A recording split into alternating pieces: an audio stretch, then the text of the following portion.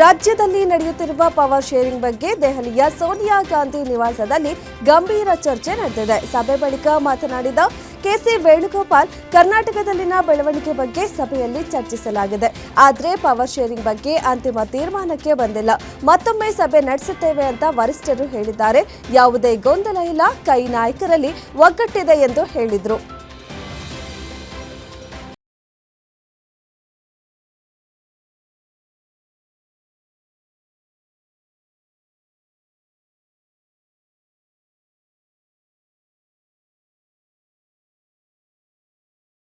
ಮಾತು ಕೊಟ್ಟರೆ ಮಾಡೇ ಮಾಡ್ತೇನೆ ಎಂದು ಹೇಳಿದ್ದಾರೆ.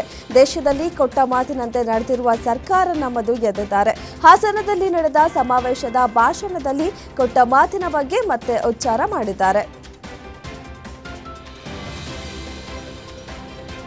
ಸಿಎಂ ಜೊತೆಗೆ ನಡೆದ ಬ್ರೇಕ್ಫಾಸ್ಟ್ ಮೀಟಿಂಗ್ ಬಳಿಕ ನಾಯಕತ್ವ ಪಾಲಿಟಿಕ್ಸ್ಗೆ ಬ್ರೇಕ್ ಬಿದ್ದಿಲ್ಲ.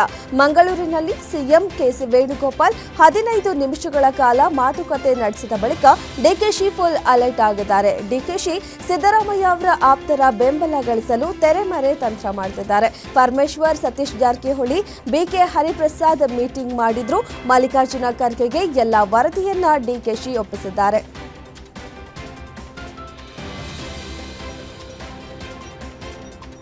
ನ್ಯಾಷನಲ್ ಹೆರಾಲ್ಡ್ ಪ್ರಕರಣ ಮತ್ತೆ ಮುನ್ನೆಲೆಗೆ ಬಂದಿತ್ತು.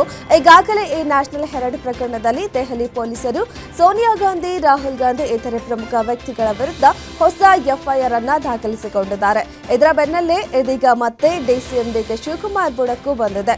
ನ್ಯಾಷನಲ್ ಹೆರಾಲ್ಡ್ ಕೇಸ್ ತನಿಖೆ ನಡೆಸುತ್ತಿರುವ ಪೊಲೀಸರು ಹಣಕಾಸು ವಹಿವಾಟಿನ ಮಾಹಿತಿ ಕೋರಿ ಡಿಕೆ ಶಿವಕುಮಾರ್ಗೆ ನೋಟಿಸ್ ಜಾರಿ ಮಾಡಿದ್ದು, ಡಿಸೆಂಬರ್ 19ರಂದು ವಿಚಾರಣೆಗೆ ಬರಲು ಸೂಚನೆ ನೀಡಿದ್ದಾರೆ.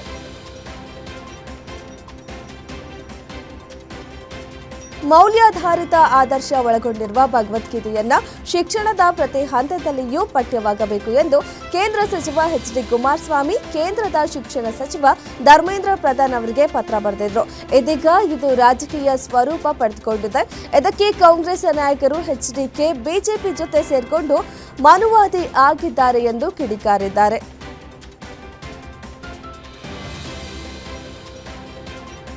ಇನ್ನು ಕಲಬುರಗಿಯಲ್ಲಿ ಸಚಿವ ಪ್ರಿಯಾಂಕ್ ಖರ್ಗೆ ಮಾತನಾಡಿ ಕುಮಾರಸ್ವಾಮಿ ಪತ್ರಕ್ಕೆ ವ್ಯಂಗ್ಯವಾಡಿದ್ದಾರೆ. ಪತ್ರ ಬರೆಯುವ ಬದಲು ಅವರೇ ಅಳವಡಿಸಬಹುದಿತ್ತಲ್ವಾ, ಅವರೇ ಸಿಎಂ ಆಗಿದ್ದಾಗ ಈ ಕೆಲಸ ಮಾಡಬಹುದಿತ್ತು ಅಲ್ವಾ ಎಂದು ಸಚಿವ ಪ್ರಿಯಾಂಕ್ ಖರ್ಗೆ ವಾಗ್ದಾಳಿ ನಡೆಸಿದ್ರು.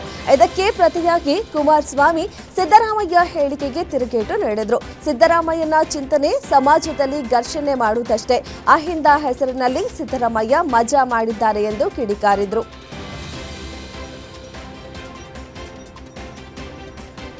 ನಾವು ವರುಣ ಕ್ಷೇತ್ರದಲ್ಲಿ ಎಷ್ಟೇ ಅಭಿವೃದ್ಧಿ ಕೆಲಸ ಮಾಡಿದ್ರೂ ಕ್ಷೇತ್ರದ ಜನತೆಯ ಋಣ ತೀರಿಸಲು ಸಾಧ್ಯವಿಲ್ಲ ಎಂದು ಮೈಸೂರಿನಲ್ಲಿ ಡಾಕ್ಟರ್ ಯತೀಂದ್ರ ಸಿದ್ದರಾಮಯ್ಯ ಹೇಳಿದ್ದಾರೆ. ನಮ್ಮ ತಂದೆ ವಿರೋಧ ಪಕ್ಷದ ನಾಯಕರಾಗಿದ್ದಾಗ ಕ್ಷೇತ್ರಕ್ಕೆ ಹೆಚ್ಚು ಅನುದಾನ ಬಂದಿರಲಿಲ್ಲ. ಆದರೂ ಸ್ವಲ್ಪ ಮಟ್ಟಿಗೆ ಕ್ಷೇತ್ರದ ಅಭಿವೃದ್ಧಿಗೆ ಹೆಚ್ಚು ಗಮನ ನೀಡಲಾಗಿತ್ತು. ಈಗ ನಮ್ಮದೇ ಸರ್ಕಾರ ಇದೆ. ಕ್ಷೇತ್ರದ ಶಿಕ್ಷಣಕ್ಕೆ, ಮೂಲಭೂತ ಸೌಲಭ್ಯಗಳಿಗೆ, ಕ್ಷೇತ್ರದ ಸಮಗ್ರ ಅಭಿವೃದ್ಧಿಗೆ ಶ್ರಮಿಸುತ್ತೇವೆ ಎಂದಿದ್ದಾರೆ.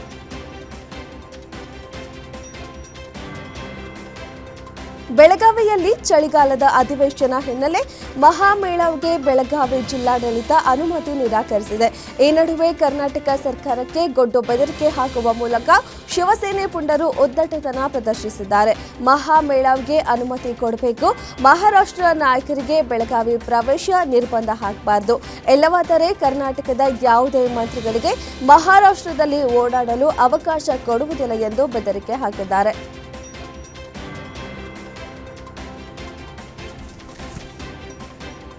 ಗಂಡ ಹೆಂಡತಿ ಜಗಳ ಬಿಡಿಸಲು ಹೋಗಿದ್ದ ವೃದ್ಧ ಮೃತಪಟ್ಟಿರುವ ಘಟನೆ ಚಿಕ್ಕಬಳ್ಳಾಪುರದ ಚಿಂತಾಮಣಿ ತಾಲೂಕಿನ ಗುರಂಪಲ್ಲಿ ಗ್ರಾಮದಲ್ಲಿ ನಡೆದಿದೆ. ಬೋರ್ವೆಲ್ ನಾರಾಯಣಸ್ವಾಮಿ ಮೃತ ದುರ್ದೈವಿ. ಮಧು ಮತ್ತು ಶೈಲಾ ದಂಪತಿ ನಡುವೆ ಜಗಳ ಏರ್ಪಟ್ಟಿತ್ತು. ಇದನ್ನು ಬಿಡಿಸಲು ಹೋಗಿದ್ದ ನಾರಾಯಣಸ್ವಾಮಿ ನೂಕಾಟ ತಳ್ಳಾಟದ ವೇಳೆ ಆಯ ತಪ್ಪಿ ಮನೆ ಗೇಟ್ಗೆ ಬಿದ್ದು ಮೃತಪಟ್ಟಿದ್ದಾರೆ. ಕೆಂಚಾರ್ಲ ಪೊಲೀಸ್ ಠಾಣೆಯಲ್ಲಿ ಪ್ರಕರಣ ದಾಖಲಾಗಿದೆ.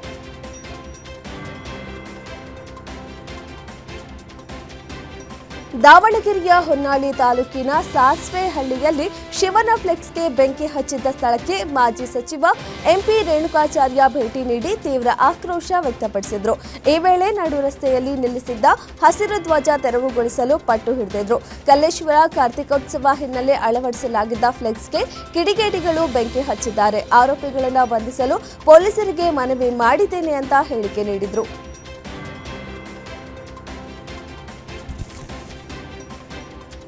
ಪೊಲೀಸ್ ಮೇಲಿಗೆ ದರೋಡೆಕೋರರು ಹಲ್ಲೆಗೆ ಯತ್ನಿಸಿರುವ ಘಟನೆ ಬೆಳಗಾವಿಯ ಚಿಕ್ಕೋಡಿಯಲ್ಲಿ ನಡೆದಿದೆ. ನಿಪ್ಪಾಣಿ ಪಟ್ಟಣದಲ್ಲಿ ಇಂದು ನಸುಕಿನ ಜಾವ 4 ಜನ ದರೋಡೆಕೋರರು ಮನೆಗಳ್ಳತನಕ್ಕೆ ಯತ್ನಿಸಿದ್ದಾರೆ.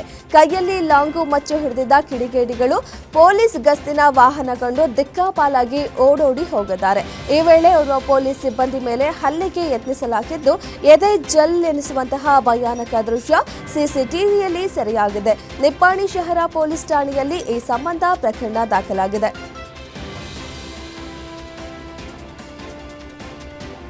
ಯಾದಗಿರಿ ಜಿಲ್ಲೆಯ ಗುರುಮಠಕಲ್ ತಾಲೂಕಿನ ಸಿದ್ದಾಪುರ ಗ್ರಾಮದಲ್ಲಿ ಮದುವೆ ಸಮಾರಂಭದಲ್ಲಿ ಗನ್ ಸದ್ದು ಮೊಳಗಿದೆ. Rowdy sheeter Chandrashekar double barrel ಗನ್ನಿಂದ ಗಾಳಿಯಲ್ಲಿ ಗುಂಡು ಹಾರಿಸಿ ಆತಂಕ ಸೃಷ್ಟಿಸಿದ್ದಾರೆ.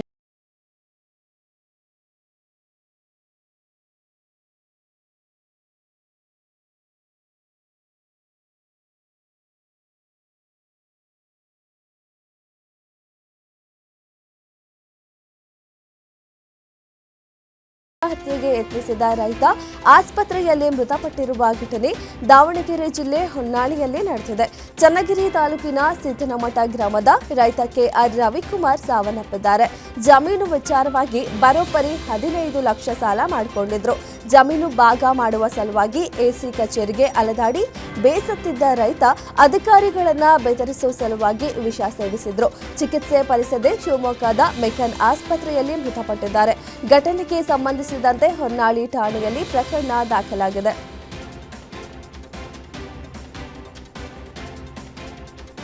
ಅಡ್ರೆಸ್ ಕೇಳೋ ನೆಪದಲ್ಲಿ 4 ಕಡೆ ಚಿನ್ನದ ಸರ ಕದ್ದು ಕಳ್ಳರು ಎಸ್ಕೇಪ್ ಆಗಿರುವ ಘಟನೆ ನೆಲಮಂಗಲ ತಾಲೂಕಿನಲ್ಲಿ ನಡೆದಿದೆ.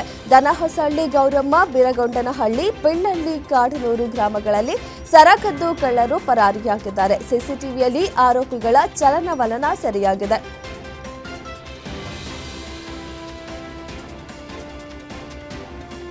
ಗ್ಯಾರಂಟಿಗೆ ಸಾವಿರಾರು ಕೋಟಿ ಖರ್ಚು ಮಾಡುವ ಸರ್ಕಾರದ ಮೊಬೈಲ್ ನಂಬರ್ ರೀಚಾರ್ಜ್ ಮಾಡಿಸೋಕು ದುಡ್ಡಿಲ್ವಾ ಅಂತ ಕಾಫಿನಾಡಿನ ಜನ ಆಕ್ರೋಶ ಹೊರಹಾಕಿದ್ದಾರೆ. ಬೆಂಗಳೂರಿನ ಯಾವ ಪಿಡಿಒ ನಂಬರ್ಗೆ ಕಾಲ್ ಮಾಡಿದ್ರೂ ಸ್ವಿಚ್ ಆಫ್ ಎಂದೇ ಬರ್ತಿದೆ. 6 ತಿಂಗಳಿಂದ ಸರ್ಕಾರ ಪಿಡಿಒ ಮೊಬೈಲ್ ರೀಚಾರ್ಜ್ ಮಾಡಿಸಿಲ್ಲ. ಪಿಡಿಒ ಹುಡ್ಕೊಂಡು ಕೆಲಸ ಕಾರ್ಯ ಬಿಟ್ಟು ಗ್ರಾಮ ಪಂಚಾಯಿತಿ ಕಚೇರಿಗೆ ಬರೋ ಪರಿಸ್ಥಿತಿ ನಿರ್ಮಾಣವಾಗಿದೆ ಎಂದು ಹಳ್ಳಿಗರು ಆಕ್ರೋಶಗೊಂಡಿದ್ದಾರೆ.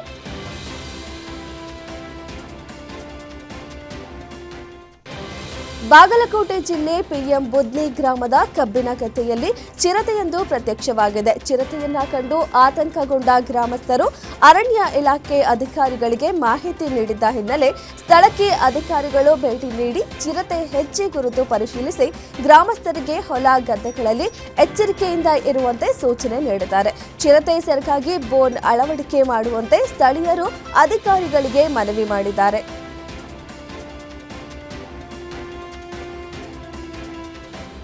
ಮೈಸೂರು ಜಿಲ್ಲೆಯಲ್ಲಿ ಹುಲಿಗಳ ಉಪಟಳ ಹೆಚ್ಚಿದ್ದು, ಇದೀಗ ಹುಣಸೂರು ತಾಲೂಕಿನ ಗುರುಪುರ ಗ್ರಾಮದಲ್ಲಿ ಹುಲಿ ಮರಿಯೊಂದನ್ನು ಸೆರೆ ಹಿಡಿಯಲಾಗಿದೆ.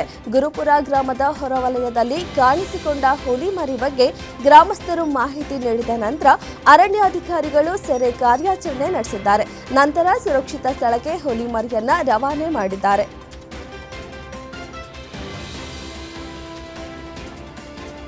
ಒಂದು ಕಡೆ ಇಂಡಿಗೋ ಫ್ಲೈಟ್ ಇಲ್ಲದೆ ಪ್ರಯಾಣಿಕರು ಒದ್ದಾಟ ನಡೆಸ್ತಿದ್ರೆ, ಮತ್ತೊಂದು ಕಡೆ ಫ್ಲೈಟ್ಗಳು ಖಾಲಿ ಪ್ರಯಾಣ ನಡೆಸ್ತಿದೆಯಾ ಅನ್ನೋ ಪ್ರಶ್ನೆ ಮೂಡಿದೆ. ನಿನ್ನೆ ಅಹಮದಾಬಾದ್ನಿಂದ ಬೆಂಗಳೂರಿಗೆ ಬಂದಿದ್ದ 6E6546 ವಿಮಾನ ಕೇವಲ 8 ಪ್ರಯಾಣಿಕರನ್ನ ಹೊತ್ತು ಸಾಗಿತು ಅನ್ನೋದು ಗೊತ್ತಾಗಿದೆ. ಅಹಮದಾಬಾದ್ನಿಂದ ಬೆಂಗಳೂರಿಗೆ 8 ಪ್ರಯಾಣಿಕರನ್ನ ಹೊತ್ತು ಸಾಗಿದ್ದು ಪ್ರಯಾಣಿಕರನ್ನ ಕೆರಳಿ ಕೆಂಡವಾಗಿಸಿದೆ. ಇಂಡಿಗೋ ವಿಮಾನಗಳ ಹಾರಾಟದ ವ್ಯತ್ಯಯದಲ್ಲಿ ಸ್ವಲ್ಪ ಚೇತರಿಕೆ ಕಂಡುಬಂದಿದ್ದು ಇಂಡಿಗೋದ 11 ವಿಮಾನಗಳು ಹಾರಾಟ ಆರಂಭಿಸಿವೆ. ಈ ಹಿನ್ನೆಲೆ ಕೆಂಪೇಗೌಡ ಅಂತಾರಾಷ್ಟ್ರೀಯ ವಿಮಾನ ನಿಲ್ದಾಣದ ಒಳಗೆ ಹೋಗಲು ಜನ ಮುಗಿಬಿದ್ದಿದ್ದು ಸರದಿ ಸಾಲಿನಲ್ಲಿ ಉದ್ದದ ಕ್ಯೂನಲ್ಲಿ ನಿಂತಿರೋ ದೃಶ್ಯ ಕಂಡುಬಂದಿದೆ. ಇತ್ತ ಲಗೇಜ್ಗಾಗಿಯೂ ಏರ್ಪೋರ್ಟ್ ಸಿಬ್ಬಂದಿ ನಡುವೆ ಪ್ರಯಾಣಿಕ ವಾಗ್ವಾದ ನಡೆಸಿರೋ ಪ್ರಸಂಗ ನಡೆದಿದೆ.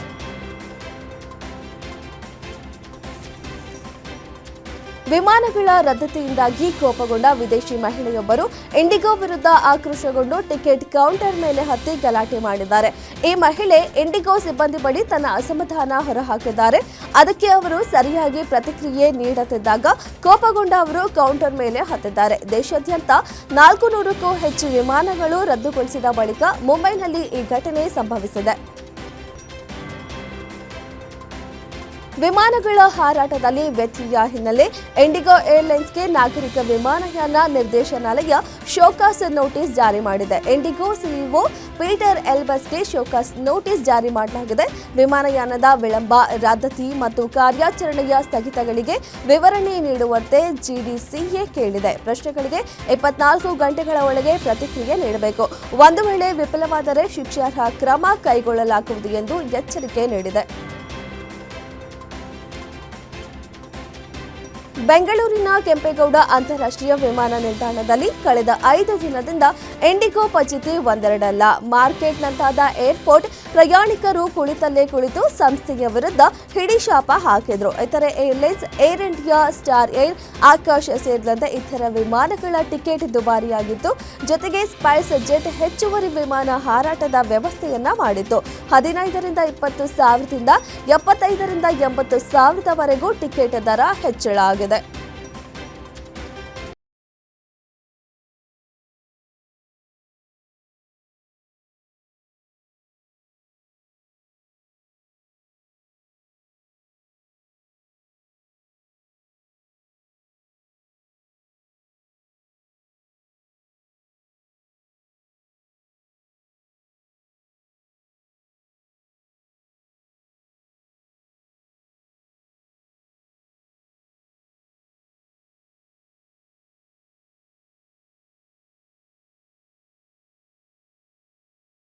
ಚಿಂತನೆ ನಡೆಸಿದ್ದು ಇಂದು ರಾತ್ರಿ ವೇಳೆಗೆ ಪ್ರಯಾಣಿಕರಿಗೆ ಟಿಕೆಟ್ ಹಣ ಮರುಪಾವತಿಸಿ ಅಂತ ವಾರ್ನಿಂಗ್ ಕೊಟ್ಟಿದೆ.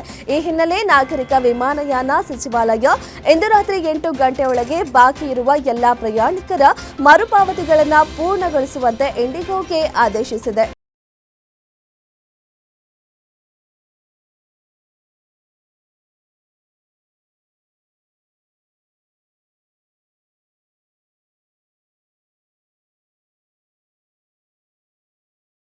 ಹೇಳಿದ್ದಾರೆ. ಕೆಲವು ದಶಕಗಳ ಹಿಂದೆ ಭಾರತದ ನಿಧಾನಗತಿಯ ಬೆಳವಣಿಗೆಯನ್ನ ಹಿಂದೂ ಬೆಳವಣಿಗೆಯ ದರ ಎಂದು ಕರೆಯುವ ಮೂಲಕ ಹಿಂದೂ ಜೀವನ ನಿಧಾನವನ್ನ ಅಪಖ್ಯಾತಿಗೊಳಿಸುವ ಪ್ರಯತ್ನ ನಡೆದಿತ್ತು. ಜಗತ್ತು ಛಿದ್ರಗೊಂಡಾಗ ಭಾರತವು ಸೇತುವೆ ಕಟ್ಟುವವನಾಗಿ ನಿಲ್ಲುತ್ತದೆ ಎಂದು ಹೇಳಿದರು.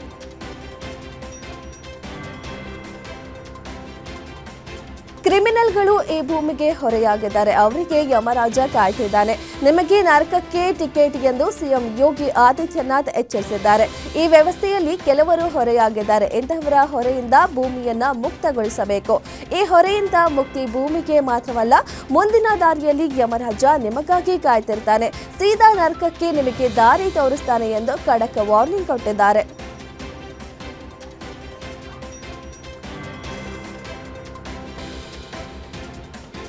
ರಾಜ್ಯಸಭಾ ಅಧಿವೇಶನದಲ್ಲಿ ಮಾತನಾಡಿರುವ ಇನ್ಫೋಸಿಸ್ ಪ್ರತಿಷ್ಠಾನದ ಅಧ್ಯಕ್ಷೆ ಸುಧಾಮೂರ್ತಿ, ಮಕ್ಕಳನ್ನ ಸಾಮಾಜಿಕ ಜಾಲತಾಣದಲ್ಲಿ ವಸ್ತುಗಳಂತೆ ಬಳಸುವ ಹಲವಾರು ರೀಲ್ಗಳು, ವಿಡಿಯೋಗಳನ್ನು ನೀವು ಇಂಟರ್ನೆಟ್ನಲ್ಲಿ ಕಾಣಬಹುದು. ಅನೇಕ ಜನರು ತಮ್ಮ ಮಕ್ಕಳ ಫೋಟೋಗಳು, ವಿಡಿಯೋಗಳನ್ನು ಜಾಹೀರಾತಿನ ಭಾಗದಂತೆ ಪೋಸ್ಟ್ ಮಾಡ್ತಾರೆ. ಇದು ಪೋಷಕರಿಗೆ ಆದಾಯವನ್ನು ನೀಡುತ್ತದೆ, ಆದರೆ ಇದು ಅವರ ಬಾಲ್ಯವನ್ನು ಕಸಿದುಕೊಳ್ಳುತ್ತದೆ ಎಂದಿದ್ದಾರೆ.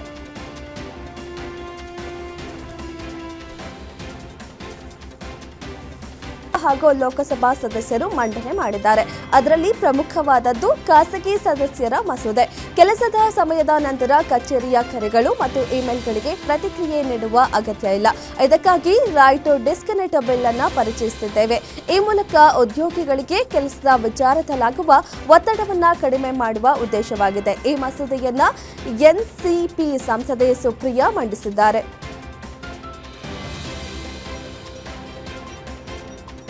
ಗುಜರಾತ್ನ ಜಾಮ್ನಗರದಲ್ಲಿ ಆಮ್ ಆದ್ಮಿ ಪಕ್ಷದ ರ್ಯಾಲಿಯಲ್ಲಿ ಪಕ್ಷದ ನಾಯಕ ಗೋಪಾಲ್ ಇಟಾಲಿಯಾ ಅವರ ಮೇಲೆ ಶೂ ಎಸೆಯಲಾಗಿದೆ. ಶಾಸಕ ಗೋಪಾಲ್ ಇಟಾಲಿಯಾ ಪಕ್ಷದ ಗುಜರಾತ್ ಜೋಡೋ ಕಾರ್ಯಕ್ರಮದ ಸಂದರ್ಭದಲ್ಲಿ ಭಾಷಣ ಮಾಡುತ್ತಿದ್ದಾಗ ಒಬ್ಬ ವ್ಯಕ್ತಿ ಇದ್ದಕ್ಕಿದ್ದಂತೆ ಅವರ ಕಡೆಗೆ ಶೂ ಎಸೆದಿದ್ದಾನೆ. ಈ ವೇಳೆ ಶೂ ಎಸೆದ ವ್ಯಕ್ತಿಯನ್ನ ಆಪ್ ಬೆಂಬಲಿಗರು ಹಿಗ್ಗಾಮುಗ್ಗಾ ಥಳಿಸಿದ್ದಾರೆ. ಈ ವೇಳೆ ಪೊಲೀಸರು ಮಧ್ಯಪ್ರವೇಶಿಸಿ ವಾತಾವರಣವನ್ನ ತಿಳಿಗೊಳಿಸಿದ್ರು.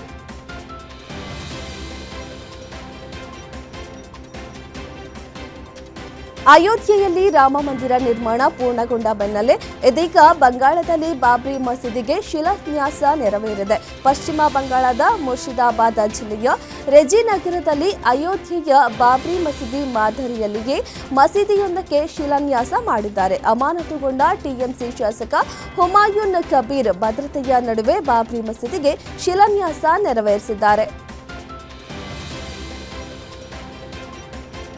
ಪಶ್ಚಿಮ ಬಂಗಾಳದ ಮುರ್ಷಿದಾಬಾದ್ನಲ್ಲಿ ಟಿಎಂಸಿ ಉಚ್ಚಾಟಿತ ಶಾಸಕ ಬಾಬ್ರಿ ಮಸೀದಿಗೆ ಶಿಲಾನ್ಯಾಸ ನೆರವೇರಿಸಿದ್ದಾರೆ. ಮುರ್ಷಿದಾಬಾದ್ನ ಬೆಲ್ದಾಂಗಾದಲ್ಲಿ ನಡೆಯುವ ಕಾರ್ಯಕ್ರಮಕ್ಕೂ ಮುನ್ನ ಶಾಸಕರ ಬೆಂಬಲಿಗರು ತಲೆಯ ಮೇಲೆ ಇಟ್ಟಿಗೆಗಳನ್ನು ಹೊತ್ತುಕೊಂಡು ಹೋಗುವ ದೃಶ್ಯಗಳು ಕಂಡುಬಂದವು. ಬಾಬ್ರಿ ಮಸೀದಿ ನಿರ್ಮಾಣಕ್ಕೆ ಅವರು ಇಟ್ಟಿಗೆಗಳನ್ನು ರಾಶಿ ಹಾಕಿದ್ದಾರೆ.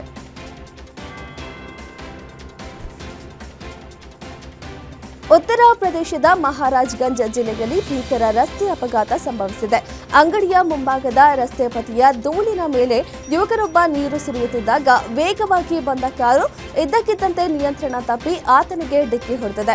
ಇದರಿಂದ ಆ ಯುವಕ 30 ಅಡಿ ಎತ್ತರಕ್ಕೆ ಹಾರಿ ಬಿದ್ದು ಸಾವನ್ನಪ್ಪಿದ್ದಾನೆ. ಗೋರಖ್ಪುರ ಸೋನೌಲಿ ರಾಷ್ಟ್ರೀಯ ಹೆದ್ದಾರಿಯಲ್ಲಿ ಈ ಘಟನೆ ಸಂಭವಿಸಿದೆ. ಕಾರು ಚಾಲಕನ ವಿರುದ್ಧ ಪ್ರಕರಣ ದಾಖಲಿಸಲಾಗಿದ್ದು ಆತನನ್ನ ಬಂಧಿಸಲಾಗಿದೆ.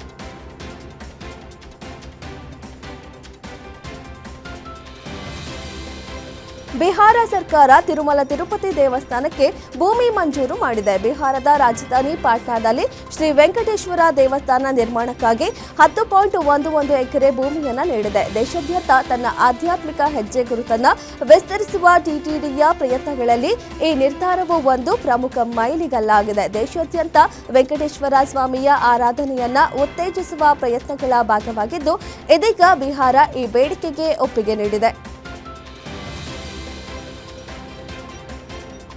ಉತ್ತರ ಪ್ರದೇಶದ ಪಿಲಿಭಿತ್ ಜಿಲ್ಲೆಯ ಕನಿಷ್ಠ 12 ಕಾರ್ಮಿಕರು ಕಿರ್ಗಿಸ್ತಾನದಲ್ಲಿ ಸಿಲುಕಿಕೊಂಡಿದ್ದಾರೆ ಎಂದು ತಿಳಿದು ಬಂದಿದೆ.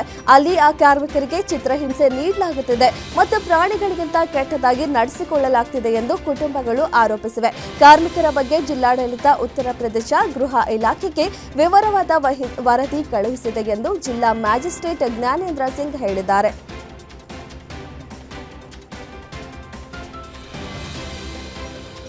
ಬಾಂಗ್ಲಾದೇಶದ ಮಾಜಿ ಪ್ರಧಾನಿ ಶೇಖ್ ಹಸೀನಾಗೆ ಢಾಕಾದ ನ್ಯಾಯಮಂಡಳಿ ಗಲ್ಲು ಶಿಕ್ಷೆಯನ್ನ ವಿಧಿಸಿದೆ. ಕಳೆದ ವರ್ಷದಿಂದ ಶೇಖ್ ಹಸೀನಾ ದೆಹಲಿಯಲ್ಲಿ ಆಶ್ರಯ ಪಡೆದಿದ್ದಾರೆ. ಮರಣ ದಂಡನೆ ಶಿಕ್ಷೆಗೆ ಒಳಗಾಗಿರುವುದರಿಂದ ಅವರು ಭಾರತದಲ್ಲಿಯೇ ಇನ್ನು ಎಷ್ಟು ಸಮಯ ವಾಸ್ತವ್ಯ ಹೂಡಬಹುದು ಎಂಬುದರ ಬಗ್ಗೆ ಕೇಂದ್ರ ವಿದೇಶಾಂಗ ಸಚಿವ ಎಸ್ ಜೈಶಂಕರ್ ಮಾಹಿತಿ ನೀಡಿದ್ದಾರೆ. ಶೇಖ್ ಹಸೀನಾ ಭಾರತವನ್ನ ತೊರೆಯುವುದು, ಇಲ್ಲೇ ಇರುವುದು ಅವರ ವೈಯಕ್ತಿಕ ನಿರ್ಧಾರ. ಅವರು ಎಷ್ಟು ಸಮಯ ಬೇಕಾದರೂ ಇಲ್ಲಿಯೇ ಇರಬಹುದು ಎಂದು ಹೇಳಿದ್ದಾರೆ.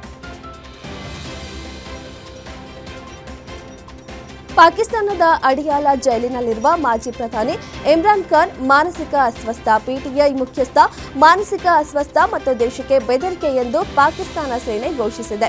ಪಾಕಿಸ್ತಾನ ಸೇನಾ ವಕ್ತಾರ ಲೆಫ್ಟಿನೆಂಟ್ ಜನರಲ್ ಅಹಮದ್ ಶರೀಫ್ ಚೌಧರಿ ಇಮ್ರಾನ್ ಖಾನ್ ಅವರು ಸೇನಾ ವಿರೋಧಿ ಹೇಳಿಕೆಗಳನ್ನು ನೀಡುತ್ತಿದ್ದಾರೆ ಎಂದು ಆರೋಪಿಸಿದರು. ಅಂತಹ ಹೇಳಿಕೆಗಳು ಈಗ ರಾಜಕೀಯದ ವ್ಯಾಪ್ತಿಯನ್ನ ಮೀರಿ ರಾಷ್ಟ್ರೀಯ ಭದ್ರತೆಗೆ ಬೆದರಿಕೆಯನ್ನ ಒಡ್ಡಿವೆ ಎಂದು ಹೇಳಿದರು.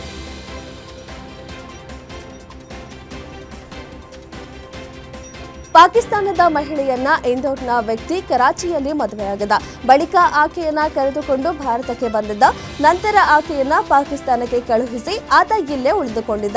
ಈ ಮದುವೆಯಾಗಿ 5 ವರ್ಷಗಳ ಬಳಿಕ ಆತ ಮತ್ತೆ ಇದೀಗ ದೆಹಲಿಯ ಮತ್ತೊಬ್ಬ ಮಹಿಳೆಯನ್ನ ವರಿಸಲು ಮುಂದಾಗಿದ್ದಾನೆ. ಈ ಮದುವೆಯನ್ನ ನಿಲ್ಲಿಸುವಂತೆ ಪಾಕಿಸ್ತಾನದ ಮಹಿಳೆ ಪ್ರಧಾನಿ ಮೋದಿ ಅವರ ಮೊರೆ ಹೋಗಿದ್ದಾಳೆ.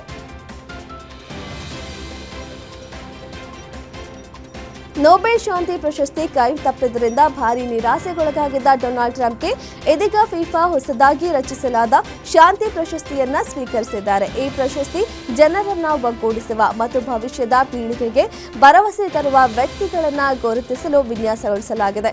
2026ರ ವಿಶ್ವಕಪ್ನ ಅಧಿಕೃತ ಡ್ರಾ ಸಮಾರಂಭದಲ್ಲಿ ಈ ಗೌರವವನ್ನ ನೀಡಲಾಯಿತು. ಆಫ್ರಿಕನ್ ಅಮೆರಿಕನ್ ಗಾಯಕಿ ಮತ್ತು ಭಾರತದ ಅಭಿಮಾನಿಯೂ ಆಗಿರುವ ಮೇರಿ ಮಿಲ್ಬೇನ್ ಪ್ರಧಾನಮಂತ್ರಿ ನರೇಂದ್ರ ಮೋದಿ ಅವರನ್ನ ಹಾಡಿ ಹೊಗಳಿದ್ದಾರೆ. ವಿಶ್ವದಲ್ಲಿ ರಾಜಕೀಯದಲ್ಲಿ ಅತ್ಯಂತ ಪ್ರಭಾವಶಾಲಿ ಮತ್ತು ಪ್ರಮುಖ ನಾಯಕರಾಗಿದ್ದಾರೆ ಎಂದು ಬಣ್ಣಿಸಿದ್ದಾರೆ. ಈ ವಾರ ನವದೆಹಲಿಯಲ್ಲಿ ಶೃಂಗಸಭೆಯನ್ನ ರಷ್ಯಾ ಅಧ್ಯಕ್ಷ ವ್ಲಾಡಿಮಿರ್ ಪುಟಿನ್ ಅವರೊಂದಿಗೆ ಮೋದಿ ನಿರ್ವಹಿಸಿದ ರೀತಿಯನ್ನ ಶ್ಲಾಘಿಸಿದ್ದಾರೆ.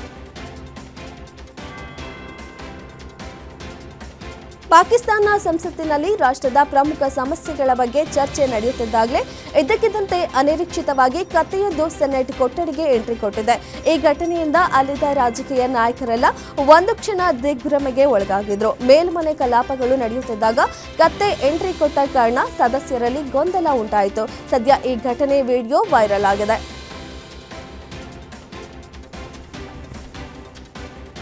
ಯಶಸ್ವಿ ಜಾಯ್ಸ್ವಾಲ್ ಚೊಚ್ಚಲ ಶತಕ ಹಾಗೂ ವಿರಾಟ್ ಕೊಹ್ಲಿಯ ಸ್ಫೋಟಕ ಅರ್ಧಶತಕದ ಬಲದಿಂದ ಭಾರತ ತಂಡ ಮೂರನೇ ಏಕದಿನ ಪಂದ್ಯದಲ್ಲಿ ದಕ್ಷಿಣ ಆಫ್ರಿಕಾ ವಿರುದ್ಧ 9 ವಿಕೆಟ್ಗಳ ಭರ್ಜರಿ ಗೆಲುವು ಪಡೆದಿದೆ.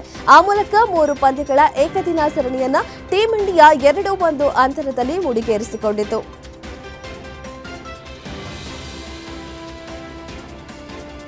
ದಕ್ಷಿಣ ಆಫ್ರಿಕಾ ವಿರುದ್ಧ ಮೂರನೇ ಏಕದಿನ ಸರಣಿಯ ಕೊನೆಯ ಪಂದ್ಯದಲ್ಲಿ ಭರ್ಜರಿ ಬ್ಯಾಟಿಂಗ್ ಪ್ರದರ್ಶನವನ್ನ ತೋರಿದ ಭಾರತ ತಂಡದ ಆರಂಭಿಕ ಬ್ಯಾಟ್ಸ್ಮನ್ ಯಶಸ್ವಿ ಜೈಸ್ವಾಲ್ ತಮ್ಮ ODI ಚೊಚ್ಚಲ ಶತಕವನ್ನ ಬಾರಿಸಿದ್ರು.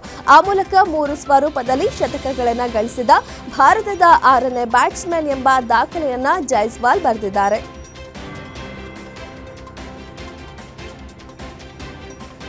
ದಕ್ಷಿಣ ಆಫ್ರಿಕಾ ವಿರುದ್ಧ ಮೂರನೇ ಏಕದಿನ ಪಂದ್ಯದಲ್ಲಿ ಅರ್ಧಶತಕ ಬಾರಿಸಿದ ಬಳಿಕ ಭಾರತ ತಂಡದ ಮಾಜಿ ನಾಯಕ ವಿರಾಟ್ ಕೊಹ್ಲಿ ಸಂತಸ ವ್ಯಕ್ತಪಡಿಸಿದ್ದಾರೆ. ಅವರು ಮುಕ್ತವಾಗಿ ಬ್ಯಾಟ್ ಮಾಡ್ತಿದ್ದೇನೆ ಎಂದು ಹೇಳಿಕೊಂಡಿದ್ದಾರೆ. 300ಕ್ಕೂ ಅಧಿಕ ರನ್ ಗಳಿಸಿದ ವಿರಾಟ್ ಕೊಹ್ಲಿ ಸರಣಿ ಶ್ರೇಷ್ಠ ಪ್ರಶಸ್ತಿಯನ್ನ ಮುಡಿಗೇರಿಸಿಕೊಂಡಿದ್ದಾರೆ. ಭಾರತ ತಂಡದ ಮಾಜಿ ನಾಯಕ ರೋಹಿತ್ ಶರ್ಮಾ ಅಂತಾರಾಷ್ಟ್ರೀಯ ಕ್ರಿಕೆಟ್ನಲ್ಲಿ 20,000 ರನ್ಗಳನ್ನು ಪೂರ್ಣಗೊಳಿಸಿದ್ದಾರೆ. ಆ ಮೂಲಕ ಈ ಸಾಧನೆ ಮಾಡಿದ ಭಾರತದ 4ನೇ ಬ್ಯಾಟ್ಸ್ಮನ್ ಎನಿಸಿಕೊಂಡಿದ್ದಾರೆ. ಹಾಗೂ ವಿರಾಟ್ ಕೊಹ್ಲಿ ಒಳಗೊಂಡ ಎಲೈಟ್ ಲಿಸ್ಟ್ಗೆ ಹಿಟ್ಮ್ಯಾನ್ ಸೇರ್ಪಡೆಯಾಗಿದ್ದಾರೆ.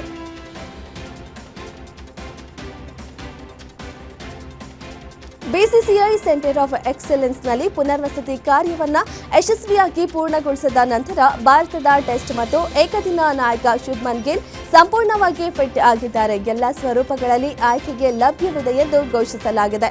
ಹೀಗಾಗಿ ಡಿಸೆಂಬರ್ 9ರಿಂದ ಆರಂಭವಾಗಲಿರುವ ದಕ್ಷಿಣ ಆಫ್ರಿಕಾ ವಿರುದ್ಧದ T20 ಸರಣಿಯಲ್ಲಿ ಗಿಲ್ ಆಡುವುದು ಖಚಿತವಾಗಿದೆ. ಜೋಗಯ್ಯ, ಜೈ ಬಜರಂಗ ಬಲಿ, ರಥ ಸೇರಿ ಹಲವು ಚಿತ್ರಗಳಲ್ಲಿ ಬಾಲನಟಿಯಾಗಿ ಕಾಣಿಸಿಕೊಂಡಿದ್ದ ಸಾಕ್ಷಿ ಮೇಘನಾ ಇದೀಗ ನಾಯಕಿಯಾಗಿ ಮಿಂಚುತ್ತಿದ್ದಾರೆ. ರವಿ ಪ್ರಿಯನ್ ನಿರ್ದೇಶನದ ಮಗಬಲಿ ಮೂಲಕ ಸಾಕ್ಷಿ ತಮಿಳು ಚಿತ್ರರಂಗಕ್ಕೆ ಪಾದಾರ್ಪಣೆ ಮಾಡಿದ್ದಾರೆ. ಈ ಚಿತ್ರ ಇದೇ ತಿಂಗಳ 12ರಂದು ರಿಲೀಸ್ ಆಗಲಿದ್ದು ಹಾರರ್ ಥ್ರಿಲ್ಲಿಂಗ್ ಜಾನರ್ನಲ್ಲಿ ಮೂಡಿಬಂದಿದೆ.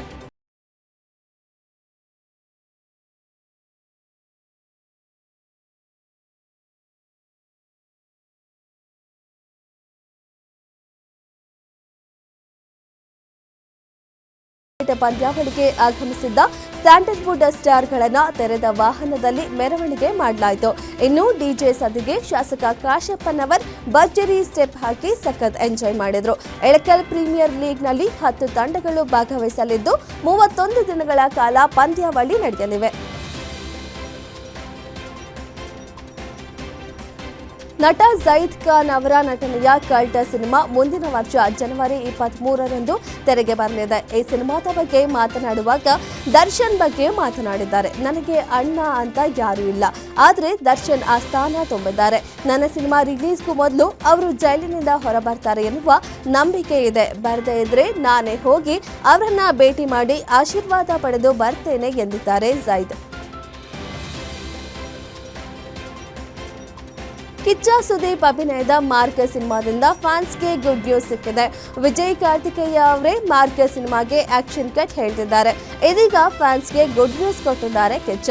ಮಾರ್ಕ ಸಿನಿಮಾದ ಟ್ರೇಲರ್ ಇಂದು ಬೆಳಗ್ಗೆ 11:58 ಬಿಡುಗಡೆಯಾಗಲಿದೆ.